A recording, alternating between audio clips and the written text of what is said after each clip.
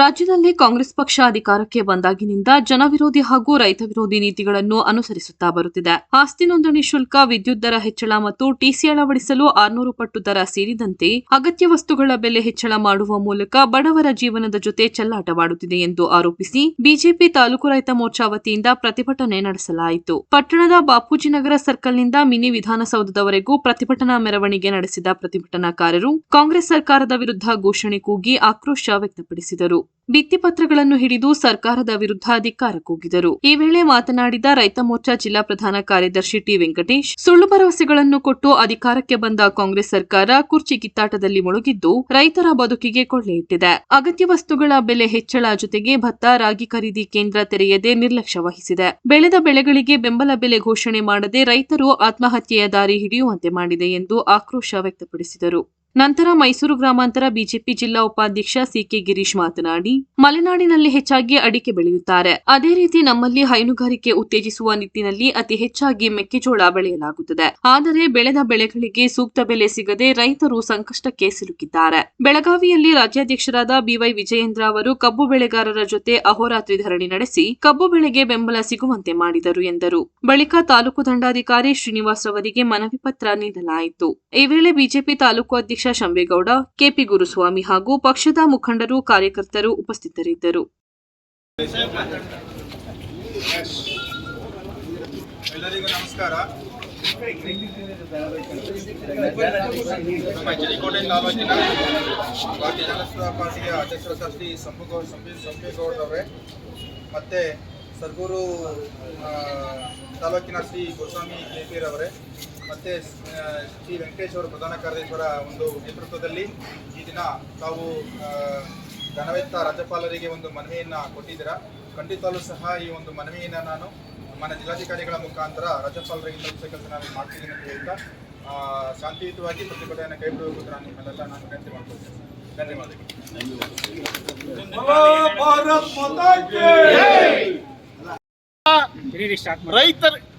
ರಾಜ್ಯ ಸರ್ಕಾರ ರೈತರಿಗೆ ಏನು ಆಶ್ವಾಸನೆಯನ್ನು ಕೊಟ್ಟಿತ್ತು, ಆಶ್ವಾಸನೆ ಕೊಟ್ಟು ಮತದಾರರು, ರೈತ ಬಂಧುಗಳು 5 ವರ್ಷವರೆಗೆ ಸರ್ಕಾರಕ್ಕೆ ಆಶೀರ್ವಾದ ಮಾಡಿದ್ರು. ಇವತ್ತು ಸುಳ್ಳು ಆಶ್ವಾಸಗಳನ್ನ ಕೊಟ್ಟು ಸರ್ಕಾರ ರೈತರನ್ನ ಹ್ಯಾಂಗ್ ಮಾಡ್ಕೊಳ್ಳೋ ಸ್ಥಿತಿಗೆ ಇವತ್ತು ತಂದಿಟ್ಟಿದೆ. ರೈತರಿಗೆ ಮೆಕ್ಕೆಜೋಳಕ್ಕೆ ಬೆಲೆ ಇಲ್ಲ, ಕಬ್ಬಿನ ದರಕ್ಕೆ ಬೆಂಬಲ ಬೆಲೆ ಇಲ್ಲ, ಖರೀದಿ ಕೇಂದ್ರಗಳನ್ನ ಸ್ಥಾಪನೆ ಮಾಡಿಲ್ಲ. ಯಾವುದನ್ನು ಕೂಡ ಇವತ್ತು ಟೊಬಾಕೋ ರೈತರಿಗೆ ಹೊಗೆ ಸೊಪ್ಪಿನ ಬೆಲೆನೂ ಕೂಡ ಕುಸಿದಿದೆ, ಹತ್ತಿ ಬೆಲೆ ಕುಸಿದಿದೆ. ಯಾವುದ್ರ ಬಗ್ಗೆನೂ ಒಂದು ಕಾಳಜಿ ಇಲ್ಲ. ಬೇಕೇ ಬಿಟ್ಟು ಹೇಳಿಕೆಗಳನ್ನ ಕೊಡ್ತಾ, ಇವರು ದಿನಕ್ಕೊಂದು ಹೇಳಿಕೆಗಳನ್ನ ಕೊಡ್ತಾ ತಾರತಮ್ಯನ ಮಾಡ್ತಾ ರೈತರ ಜೊತೆ ಈ ಸರ್ಕಾರ ಚೆಲ್ಲಾಟ ಆಡ್ತಾ ಇದೆ. ಈ ಚೆಲ್ಲಾಟಕ್ಕೆ ರೈತರು ಬುದ್ಧಿ ಕಲಿಸುವಂಥ ಕಾಲ ಹತ್ರ ಬರ್ತಾ ಇದೆ. ಈಗಲೂ ಕೂಡ ಅವರು ರೈತರ ಬಗ್ಗೆ ಸ್ವಲ್ಪನೂ ಕಾಳಜಿ ಇಲ್ಲ. ಜೊತೆಗೆ ಅವರು ಕುರ್ಚಿ ಚೆಲ್ಲಾಟ ಆಡ್ತಾ ಇದ್ದಾರೆ. ಒಬ್ಬರ ಮನೆ ತಿಂಡಿಗೆ ಹೋಗೋದು, ಒಬ್ಬರ ಮನೆ ಡಿನ್ನರ್ಗೆ ಹೋಗೋದು, ಸಾಯಂಕಾಲ ಪಾರ್ಟಿ ಮಾಡೋದು. ಇದಕ್ಕೆ ಇವ್ರಿಗೆ ರೈತರು ಓಟ್ ಹಾಕಿ ಗೆಲ್ಲಿಸಿ ಕೊಟ್ಟಿದ್ದು. ಇವ್ರು ಮಜಾ ಮಾಡೋಕ್ಕೆ, ಇವರ ಪ್ರವಾಸ ಮಾಡೋಕ್ಕೆ, ಡೆಲ್ಲಿಗೆ ಹೋಗೋಕ್ಕೆ. ಯಾರು ರಾಜ್ಯದಲ್ಲಿ ಕಿಂತಚ್ಚು ಪ್ರವಾಹಗಳು ಹೆಚ್ಚುತ್ತಾ ಇದೆ. ದಿನ ದಿನ ಅತಿವೃಷ್ಟಿ ಅನಾವೃಷ್ಟಿ ಆಗಿದೆ. ಅವ್ರ ಮನೆಗಳಿಗೆ ಭೇಟಿ ಕೊಡೋಂಥದ್ದಾಗಲಿ, ಸೌಜನ್ಯಕ್ಕೂ ಫಾರೆಸ್ಟ್ ಇಲಾಖೆಯಿಂದ ಎಷ್ಟು ಹುಲಿಗಳು ರೈತರನ್ನ 4-5 ಜನ ನಮ್ಮ ತಾಲೂಕಿನಲ್ಲಿ ಕೊಂದಿದೆ, ಹಸುಗಳನ್ನ ಕೊಂದು ತಿಂದಿದೆ. ಇಂಥ ಸಂದರ್ಭದಲ್ಲಿ ಪರಿಹಾರ ಕೊಡೋಕ್ಕೆ, ರೈತರಿಗೆ ಸತ್ತಂಥವ್ರಿಗೆ ಪರಿಹಾರ ಕೊಡುವಂಥ ಕೆಲಸನೂ ಕೂಡ ಇವರು ಮಾಡ್ತಾ ಇಲ್ಲ. ಜೊತೆಗೆ ರೈತರ ಬೆಳೆ ನಷ್ಟ ಆದರೂ ಕೂಡ ನಷ್ಟನೂ ಕೂಡ ಭರಿಸ್ತಾ ಇಲ್ಲ. ಇವರು ರೈತರ ಬೆಳೆಗೆ ಯಾವುದೇ ಪರಿಹಾರನ ಇದುವರೆಗೂ ಕೊಟ್ಟಿಲ್ಲ. 10% ಕೊಟ್ಟಿದ್ದಾರೆ, 85% ಇನ್ನೂ ಕೂಡ ರೈತರಿಗೆ ಪರಿಹಾರ ಕೊಟ್ಟಿಲ್ಲ. ಈ ಸರ್ಕಾರ ಕೂಡಲೇ ನಾವು ಭಾರತೀಯ ಜನತಾ ಪಕ್ಷದ ವತಿಯಿಂದ, ನಮ್ಮ ಎಚ್.ಡಿ. ಕೋಟೆ ವಿಧಾನಸಭಾ ಕ್ಷೇತ್ರದ ವತಿಯಿಂದ ರಾಜ್ಯ ಸರ್ಕಾರದ ವಿರುದ್ಧ ಇವತ್ತು ರೈತರಿಗೆ ಆಗ್ತಾ ಇರ್ತಕ್ಕಂಥ ಅನ್ಯಾಯದ ವಿರುದ್ಧ ನಾವಿವತ್ತು ಪ್ರತಿಭಟನೆಯನ್ನು ಮಾಡ್ತಾ ಇದ್ದೇವೆ. ಇವತ್ತು ರಾಜ್ಯದಲ್ಲಿ ಎಲ್ಲ ಭಾಗದಲ್ಲೂ ಒಂದೊಂದು ಬೆಳೆಗಳನ್ನ ಆವರಿಸ್ಕೊಂಡು ನಮ್ಮ ರೈತರು ಬೆಳೀತಾ ಇದ್ದಾರೆ. ಮಲೆನಾಡು ಭಾಗಕ್ಕೆ ಹೋದರೆ ಅಡಿಕೆ ಬೆಳೀತಾರೆ.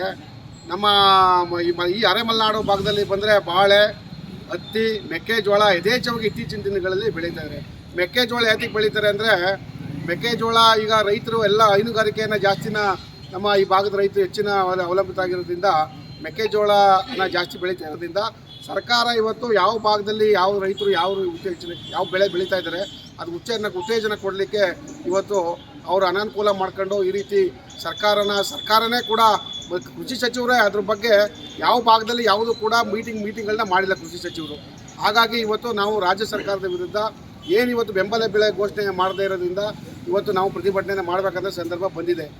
ಮತ್ತು ನಮ್ಮ ರಾಜ್ಯ ಅಧ್ಯಕ್ಷರಾದಂಥ ಶ್ರೀಯುತ ವಿಜಯೇಂದ್ರನವರು ಕಬ್ಬಿನ ಬೆಂಬಲ ಬೆಲೆಗೋಸ್ಕರ ಬೆಳಗಾವಿನಲ್ಲಿ ಅಹೋರಾತ್ರಿ ಧರಣಿಯನ್ನು ಮಾಡಿದ್ರು.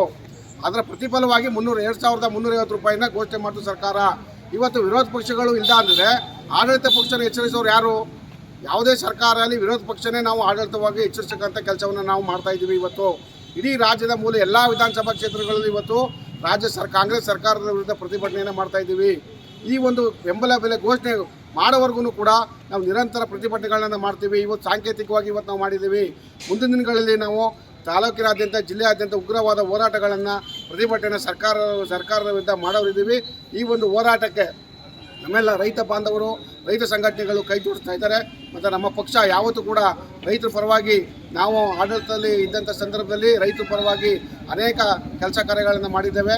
ಜೊತೆಗೆ ನಮ್ಮ ಕೇಂದ್ರ ಸರ್ಕಾರ ನರೇಂದ್ರ ಮೋದಿಜಿಯವರು ರೈತರಿಗೆ ಕಿಸಾನ್ ಸಮ್ಮಾನ್ ಮುಖಾಂತರ ರೈತರಿಗೆ ಅವರಿಗೆ ಒಂದು ಬಿತ್ತನೆ ಬೀಜ ಖರೀದಿಗಾಗಿ 3 ತಿಂಗಳಿಗೊಮ್ಮೆ 2,000ಗಳನ್ನ ಅವರ ನೇರ ಅಕೌಂಟ್ಗೆ ಆಗ್ತಾ ಇದೆ. ಇವತ್ತು ರಾಜ್ಯ ಗ್ಯಾರಂಟಿ ಅಂತೇಳಿ ಮಹಿಳೆಯರಿಗೆ ಮಹಿಳೆಯರಿಗೆ ಮಾಡ್ತೀವಿ, ಮಹಿಳೆಯರಿಗೆ ಗೃಹಲಕ್ಷ್ಮಿನ ಇವತ್ತಿನ ಹಾಕಿದ್ರೆ 3 ತಿಂಗಳಿಗೆ ಆಗ್ತಾ ಇದ್ದಾರೆ. ಇದು ಆಡಳಿತನ ಇದು ಆಡಳಿತ ಅಂತಾರ? ಮಾನ್ಯ ಮುಖ್ಯಮಂತ್ರಿಗಳು ನಮ್ಮ ಜಿಲ್ಲೆಯವರಾಗಿದ್ದಾರೆ.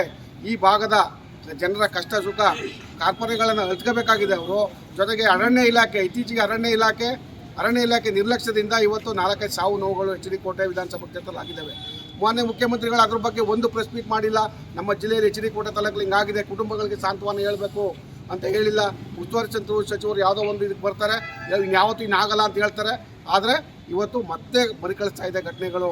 ಇವತ್ತು ಅರಣ್ಯ ಇಲಾಖೆ ಎಚ್ಚೆತ್ಕೊಂಡು ಏನೋ ಹುಲಿಗಳಿಗೆ ವೈಜ್ಞಾನಿಕ ಕಾರಣ ಕೊಟ್ಟು ಕಾಡಿನಿಂದ ನಾಡಿಗೆ ಕಾಡಂಚಿನ ಗ್ರಾಮಗಳಿಗೆ ರೈತರು ಹೊಲದಲ್ಲಿ ಗದ್ದೆಗಳಲ್ಲಿ ವ್ಯವಸಾಯ ಮಾಡೋಕ್ಕಂಥ ಸಂದರ್ಭದಲ್ಲಿ ಎತ್ತು ತಿಂತಾ ಇದ್ದ ಸಂದರ್ಭ ಈ ಥರ ಸಂದರ್ಭ ಕಾಂಗ್ರೆಸ್ ಸರ್ಕಾರದಲ್ಲಿ ಆಗ್ತಾ ಇರೋದ್ರಿಂದ ಅರಣ್ಯ ಸಚಿವರು ಇರಲಿ, ಅವರ ಒಂದು ಉತ್ತಡತನ ಇರಲಿ, ನಾವು ಖಂಡಿಸ್ತೇವೆ. ನಾವು ಎಚ್ ಡಿ ಕೋಟೆ ವಿಧಾನಸಭಾ ಕ್ಷೇತ್ರದ ಭಾರತೀಯ ಜನತಾ ಪಾರ್ಟಿ ಎಲ್ಲ ಪದಾಧಿಕಾರಿಗಳು, ಮುಖಂಡರುಗಳು ಎಲ್ಲನೂ ಕೂಡ ನಾವು ಇವತ್ತು ಖಂಡಿಸ್ತಾ ಒಂದು ಪ್ರತಿಭಟನೆಯನ್ನು ಹಮ್ಮಿಕೊಂಡಿದ್ದೀವಿ. ನಮ್ಮೆಲ್ಲರಿಗೂ ಕೂಡ ನಮಗೆ ಬಂದಿರತಕ್ಕಂಥ ಎಲ್ಲ